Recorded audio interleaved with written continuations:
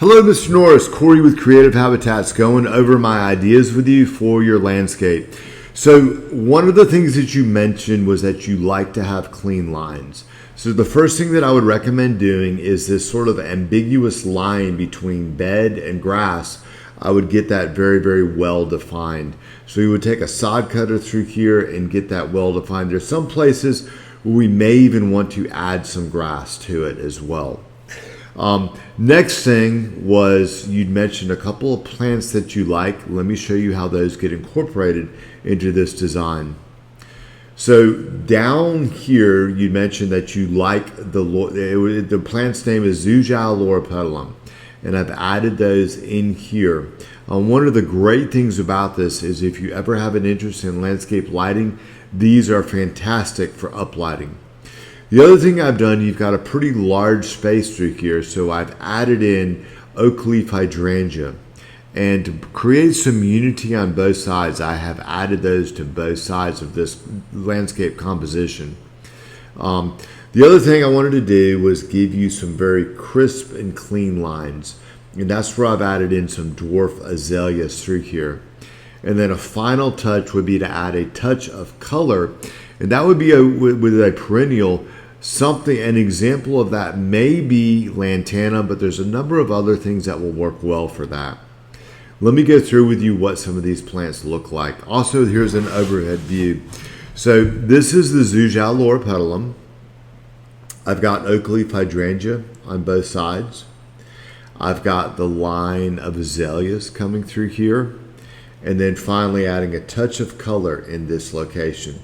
You also mentioned that you like the blue ice Arizona cypress, and I've repeated that over here on this side of the composition. So this is the loropetalum that you described. In terms of the azaleas, I would recommend a dwarf variety. It doesn't have to be pink. There's a lot of different varieties for these, but something like what you see here or in here. I like this because it's evergreen, and we can also get a multi-blooming azalea. That would be an encore azalea, and that way you get several blooms out of that every year. Going back to this right through here, so I've got the color. One of my first recommendations was lantana. And this is what lantana looks like when it's in bloom. It will look like this through most of the summertime. Other choices are verbena, dianthus. This is what dianthus looks like when it's in bloom in the spring. The rest of the time, it's a very tight-knit blue-gray foliage on that. And then lastly, there's just the good old throwback of monkey grass, and monkey grass does great for naturalized mass plantings. We mentioned the oak leaf hydrangea. This, you can see that planted underneath this tree. This is an example of what oak leaf hydrangea looks like. Right now, this is in bloom at our office. This has really good fall color. Perhaps the only negative is during the winter time, this does go dormant and lose its leaves. All right, let's come to the rest of this composition in here. So you mentioned that you like the blue ice Arizona cypress. This is what it can get to if left unpruned.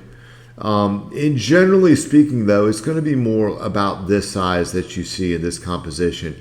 If you look at the walkway, it gives you a really good idea of what it looks like to scale. If you keep this plant pruned, it doesn't necessarily get this big. It just depends on how it's maintained. But what we've done is we've taken the blue ice, we've repeated that over here. Again, that brings unity throughout your landscape. But I've taken the bed line that's around this tree, brought it out, continued the line of azaleas through here, continued the color with the lantana or whatever possible ground cover that there might be in there, but I've also left a pathway of grass that goes through there that brings you to the gate over here. So that is a tour of my ideas. We can obviously happy to make any kind of amendments or changes for you, but that was the initial thing that I had on my mind. Corey with Creative Habitats Landscaping. Thank you so much.